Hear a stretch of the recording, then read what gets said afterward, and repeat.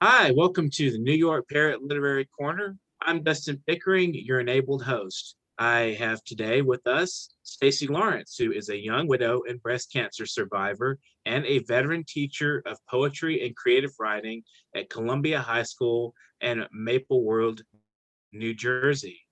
Her poetry and short stories have appeared in the Comstock Review, Noah Review, Flora Fiction, Dream Noir, Broad River Review, Exit Strata, amongst others. Her poem Pasture Pipette was included in the recent anthology Pain and Renewal.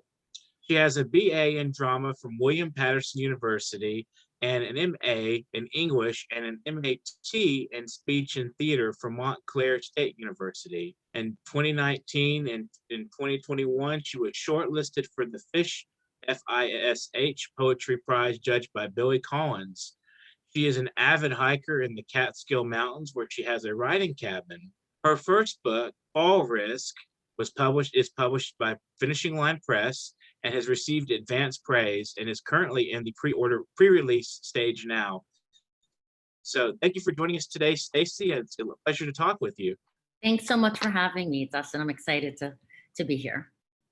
So tell us a little bit about Fall Risk. What was the process like putting that together, and what is the title referring to? So in 2017, my husband of 24 years was diagnosed with lung cancer, and he died very soon after.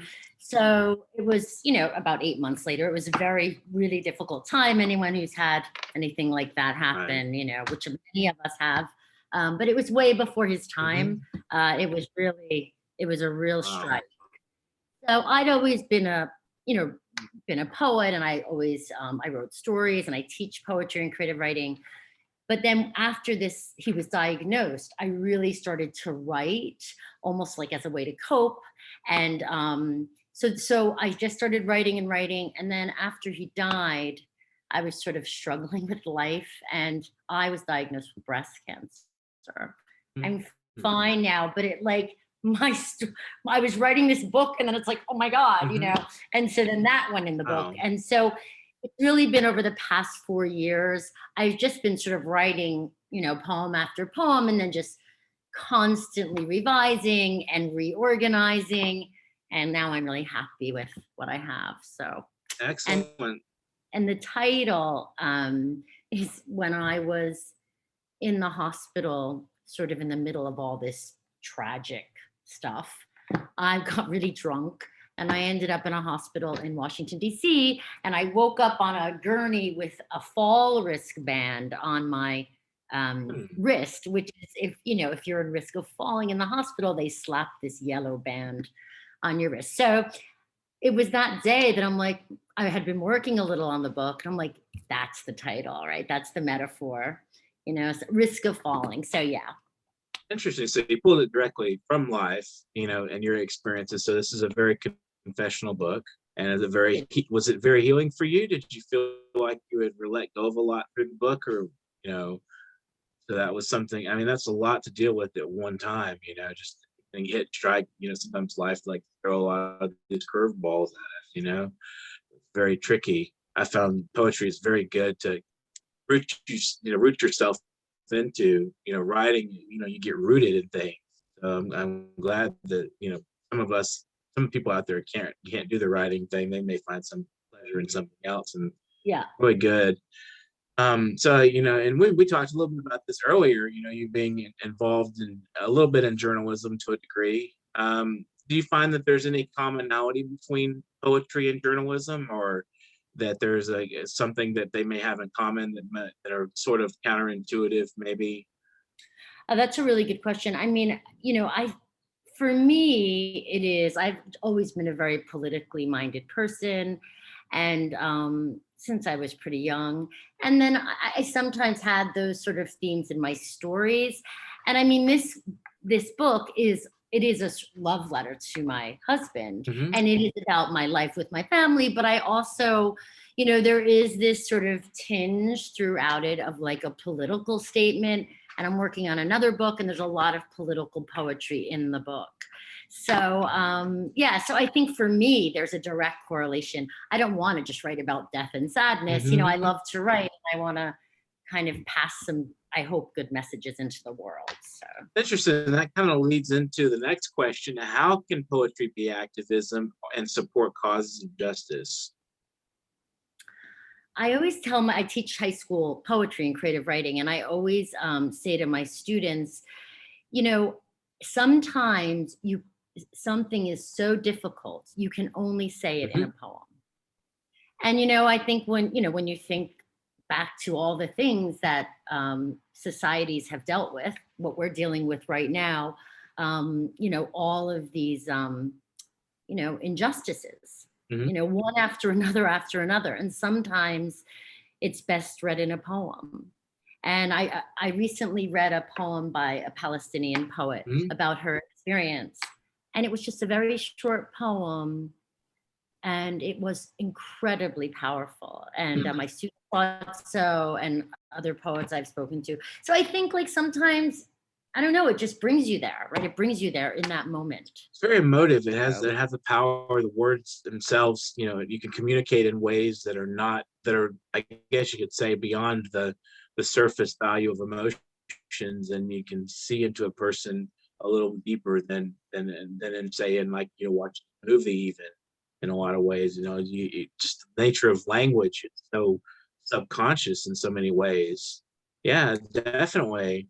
And I saw there's a picture of you with a little June Jordan quote. I was hoping you would mention that, you know, the quote. It's a very nice quote, if you can remember it. Yeah, no, yeah, poetry is a political act because it involves telling the truth.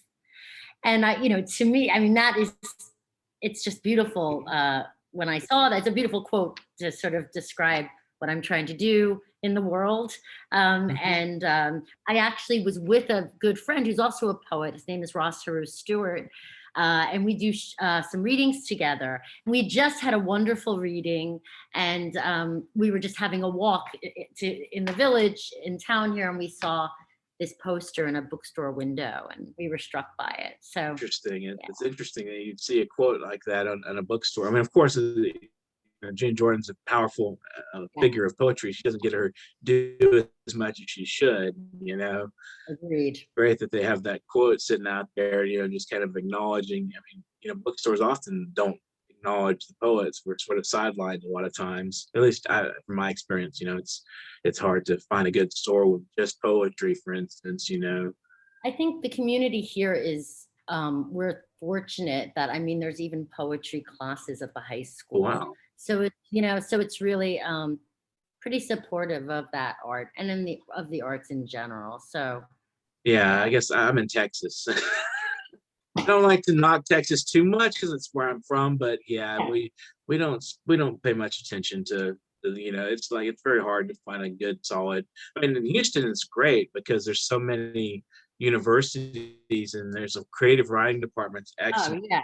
Yeah, it's a really good community here, but I think in general Texas is not big about, they're like, oh, let the market do it or whatever, you know, and so it's not as encouraged socially, you know, I think. And I think that's a very negative thing. We all are affected by that. I completely agree. But, our government's strange. It is. And the people here are strange too sometimes. Every state is so different, and there's sort of different rules, and I don't know. I don't know. I think about reworking even. Yeah. Bringing people closer together a little bit. Yeah, it's really just something that would, you know, I think arts bring community together really well. It's really amazing, and I have met so many people from all over the world through writing, and it's even just through social media. It's really, for that reason, really. Yeah, it's definitely, because I mean, there's something about the art of writing that is very intimate. You know, you're speaking your most depth thoughts, you know, and your feelings that go into it, and it's like people can read and can even relate if they're really good at understanding the nature of language. And you know, we have a really good way to relate to the language. You know, it's very human capacity. Well, that's something that when I work with my students, I tell them, if often I think it's best to write about what you know or Mhm. write what you're passionate about, Good. because then it's real and raw and truth, and other people will see their own stories in it. Mhm. And I think that a lot of times I'll ask them to think back just of little memories in their life, even if it's, getting an ice cream cone with a friend when you were 10. There's Right. a whole image of that ice cream cone, right? And Mhm. the weather that day, and yeah, painting Maybe the that. cone ice cream melting in the hand, and stickiness That's on right. your hand, just go into a really interesting little metaphor there for the decay of the world or something. You know? Absolutely. And the smell of that, right? Yeah, no, absolutely. Yeah. Yeah. So as a journalist and a poet and a writer, are you how politically minded are you today? Oh, I think I'm more than I ever have been. Wow. I do I think about this a lot, and I do think because maybe I've had a lot of really, really difficult experiences in my life, and I'm now able to sort of see myself there. So if I'd not had the privileges that I've had, if I didn't have a college degree, if I hadn't had a savings account, I mean, I could be on the street. I could be, a person suffering from homelessness, and like, because I kind of lost everything, like it just exploded. Right. Right. And, I think about that a lot. And then I think about how many people suffer, how many people are making like 12 bucks an hour and like trying to live on that, especially here on anywhere Right. in this country, certainly. There's Anyway, definitely a working class. Yeah, I sympathize with the working class quite a bit. They're struggling, pretty. struggling, Yeah. struggling, working 3, 4 jobs and not, so I think there's so many things that play into that. Um, and I mean, and racism plays into it, and sexism and classism. I mean, a cop can pull you over if they sort of feel like it, and then it starts the whole, the whole Cyclone, like whole cycle of uh, of justice. problem, of Yeah. craziness, yeah, You never of know. unfairness. You could just have everything ripped from under you just automatically. You're not even expecting it. I always we take our security for granted sometimes, but it can be taken from you. It really can. Oh yeah, I mean, this was definitely. Arbitrarily. Yeah, and I think so. The book is like a celebration of like really being thrown a Right. curveball, a couple, and then kind of like, okay, so what am I gonna do? I'm gonna make this better Uh-huh. somehow, and I hope that other people can, find some like solace in that. So if you You want know, to, would you like to share a poem from the book? I would love to do that. Okay. I will share. I have one that whenever I do a reading, I kind of start my show with. Okay. So I will do that. It's called Bruised. Oh my gosh. I always forget. Shivering and vertical, I squirm, face up on a brumal metal bed. Wand shifts deep within my pit. Her face slices a slip of pity as she orders me to contort my arm high above my head. Gel warms my chest as I flash to my grandmother's camphor oil. More computer clicks. The doctor has arrived. Transferred to a second room, pink robed, I sit alone, chair in a corner, little Jack Horner, and wait. Check my texts, fiddle with my bracelets, twirl the curls of my hair. Below my nose, the clock pounds. Finally, a white coat hurries in with mask, tumor, growth, stage, vectors aimed at my tits exactly like they were at my children's father's lungs 16 months ago. He is dead. So that kind of tells the story in a kind That's of. a, that's a very direct. I mean, you're right there in the room, in the hospital. Did you write that in the room when you saw what was going on, or was that a memory written as a memory? No, it's all just Okay. memory, and Very yeah, I wanted descriptive. to write about that Right. experience. Originally, and it's so funny, I always talk to my students how poems like morph, out of one idea, and then they go on all these different journeys. That was originally like it was this really long poem about the breast cancer and the recovery, because I am fine now. But I cut it, I cut it into 3 poems and then fixed all of them. I mean, so like it's been through quite a journey, the poem. So That's very interesting. And so you separated it into 3 and you kind of isolated the parts and then put it back together. yeah, definitely. Interesting. Yeah, That's exactly. interesting. I've never heard that process before. I mean, of course, there's different ways to edit. I just never heard someone breaking it into the separate parts and then putting it back together. That's quite Yeah, interesting. and like putting it back together with different sort of goals, rather than sometimes it's this gigantic thing, and it's like, oh God, there's too much going on in this one thing. So yeah, kind of splitting it and then reworking it a bit. Oh, okay. It's quite interesting. Maybe you'd like to read another one? Sure. I always love reading my poems. Absolutely. I will read. I'm sorry. So I'm gonna read. Okay. This has a lot of strong language in it. Quite all right. Strong language is better. That's what I say. This is called Cuffs, and this is near the end of my book. Okay. I still fuck your shirts to sleep. Widowed skin against Egyptian cotton. Crisp blue stripes rub my clit. Creamy buttons stroke my tits until that damn tag jabs, jabs, jabs at my nape. Like a telegraph message from the War Department. I turn to yank, but stop. Your name, stitch in fine black thread, silk woven cobweb. You really get the loneliness there. Right. Yeah. Quite intriguing.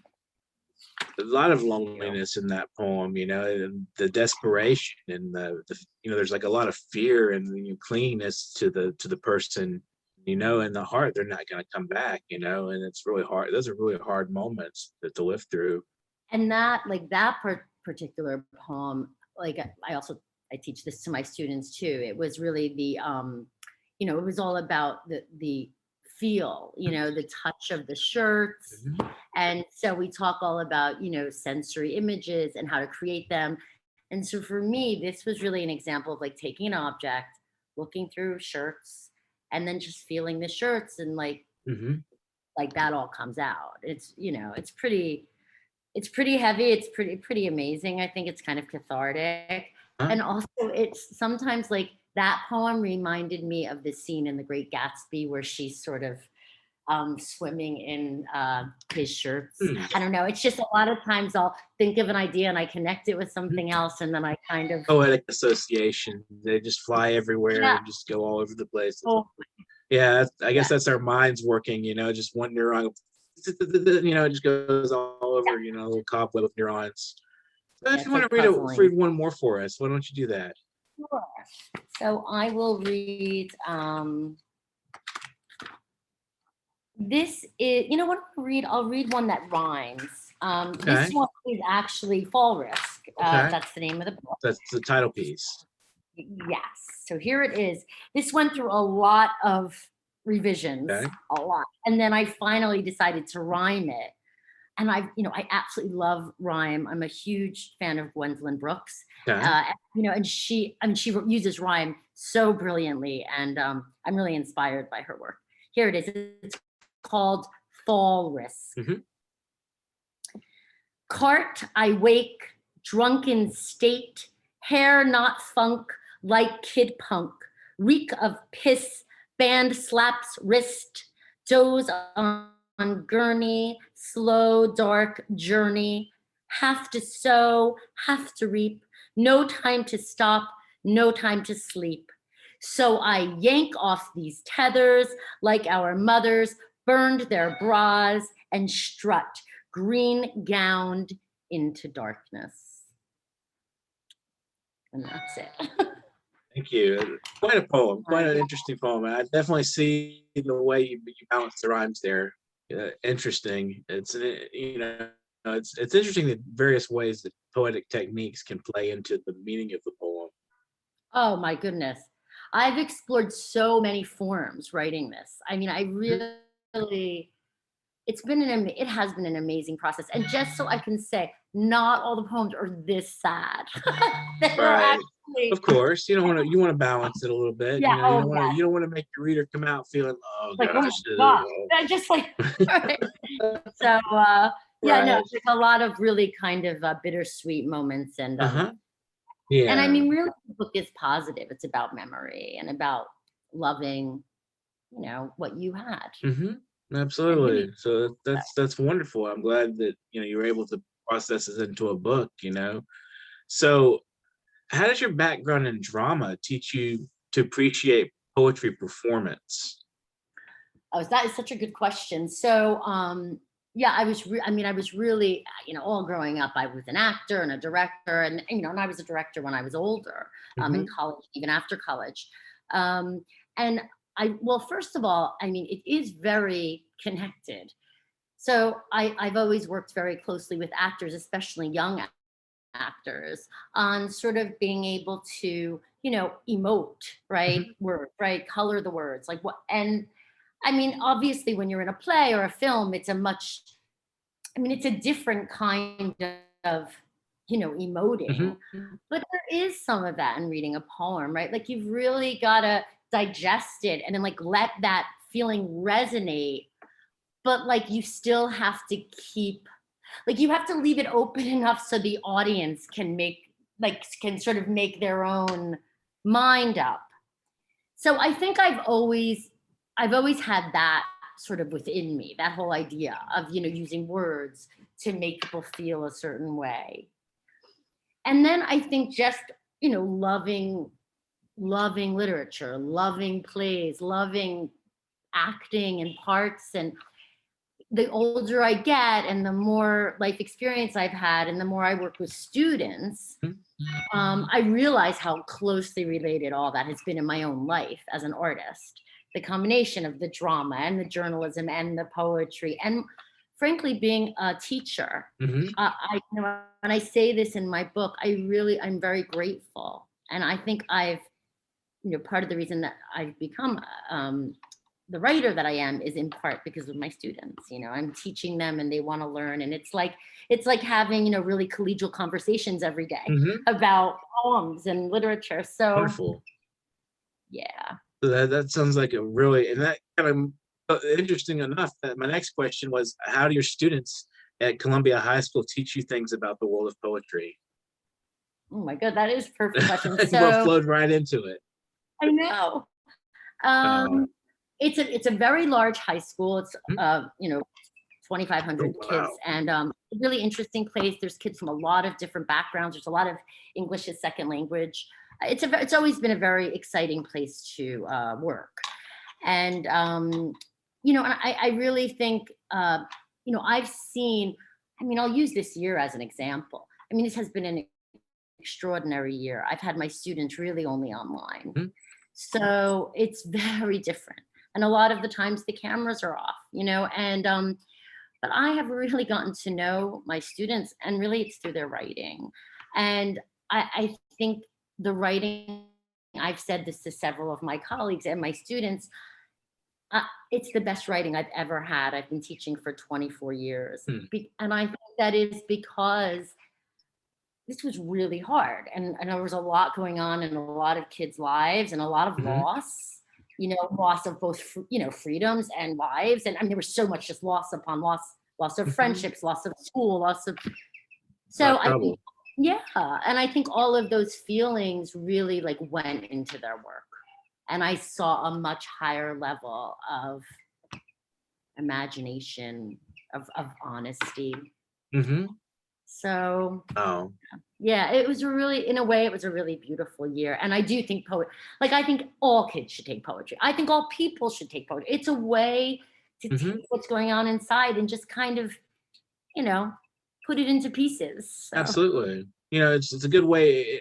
I've had a friend who goes into, has been gone into like, clinics where people are suffering from AIDS or in their last Yeah. moments, and have them write poems, and they speak about things in their poetry that they don't speak to, say, their family or to their best friend even. It just comes out, sometimes things can come out that are not, they're very private to the person, and they come out in poetry and they would not have come out otherwise.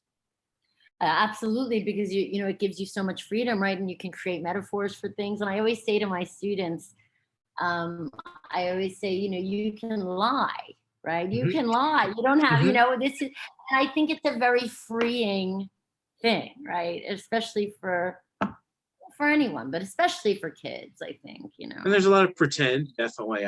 When you say lie, I think you kind of mean pretend in a way, like to Yes, take of on a course. persona, or Of maybe course. twist things just slightly, maybe make reality a little more bearable, or maybe make it more interesting to the reader. Yeah, it definitely can Yeah, do that in that's poetry. exactly right. It's a very imaginative art. It's very playful art. You can do all kinds of interesting things with words, and that. Um, So do you have a particular audience in mind for Fall Risk, or did you have any particular group in mind or people in mind that you thought would be entertained or interested in it?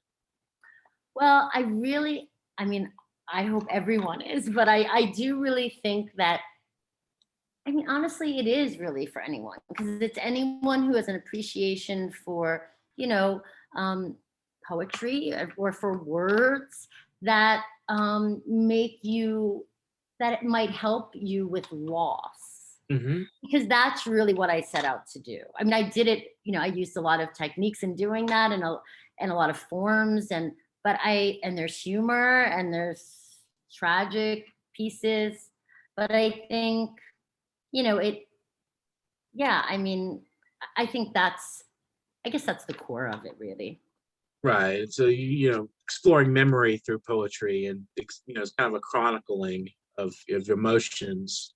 It is. So it is like memoir. So, like, if you enjoy reading memoir, but it isn't, I mean, of course there are, like I said, you take liberties in poetry, right? Of course. So, so you might change the setting, or, but for the most part, it's for people, all different ages, who have, been a mother, been a father. It's about Hmm. that too. It's about being a sister. It's about, so many things.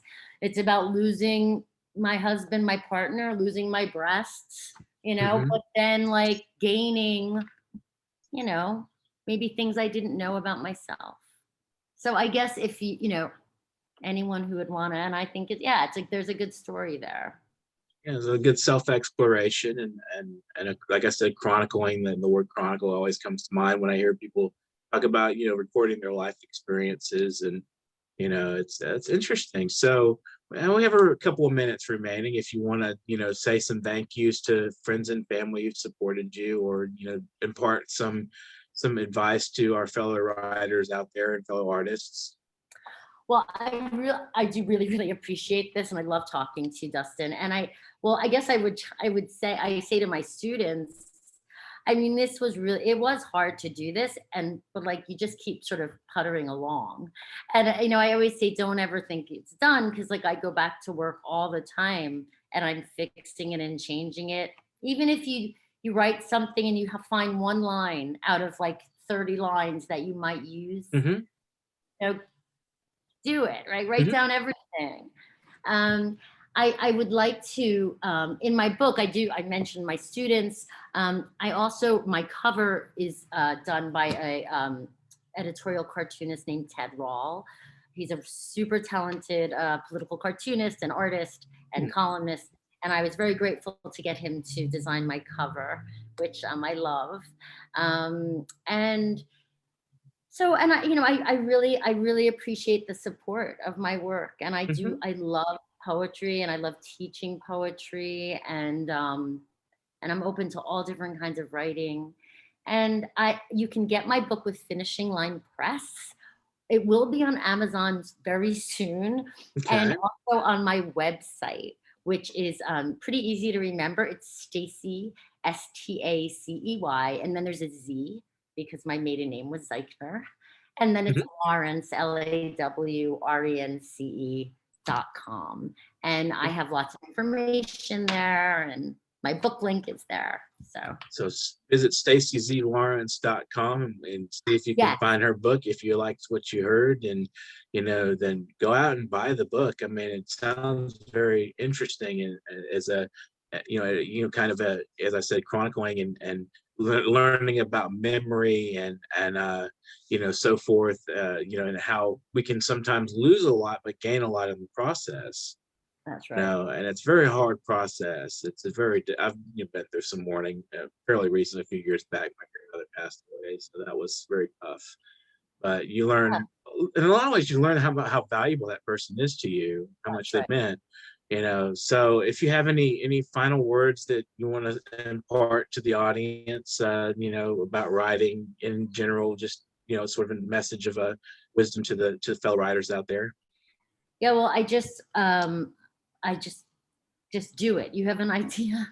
That's what I did. I started, I didn't really have a plan. And then all of a sudden I sort of like, oh, wow, this is a book. This is a story. And then you just keep striving away. And then also it's been really important for me to support other writers and artists. It is really important that we kind of stick together. And I've tried to reach out to people, and people have reached out to me. It feels really good. And that would be another thing, to just support each other. Right. And our ideas. So. Well, thank you for joining us today, Stacey. I've really got a lot out of our talk, and I hope hopefully we learned together quite a bit about poetry and the arts and memory and what we can do when we're facing critical moments in our life. As we can sit down and write or create paintings or whatever it is we do best. I mean, some people may do carpentry or whatever it is. Just get out and try to keep it going. It's very hard. It's facing a lot of crisis right now in the world all over, and so much, as you said earlier, loss of freedom, loss of family and friends to COVID, and it's been very difficult for a lot of us. But I think we'll make it through this much stronger than we were before. I hope hopefully. So this has been the New York Parrot Literary Corner. We had Stacey Lawrence today, and tomorrow you never know where we'll be. We may be in China. We may be in Madagascar. Who knows? Keep a lookout for us. And if you want to donate, it's paypal.me/nyparrot, paypal.me/nyparrot. If you're interested in being on our program, please contact me at literarycorner@newyorkparrot.com. I am Dustin Pickering, and that's literarycorner@newyorkparrot.com. Then just get out there and write. And subscribe to our station, subscribe to our channel, hit that subscribe button. And again, thank you for watching. It's been wonderful talking to you, Stacey. And please, everybody, get out there and do some art. Thank you very much. Thank you, Dustin. Quite welcome.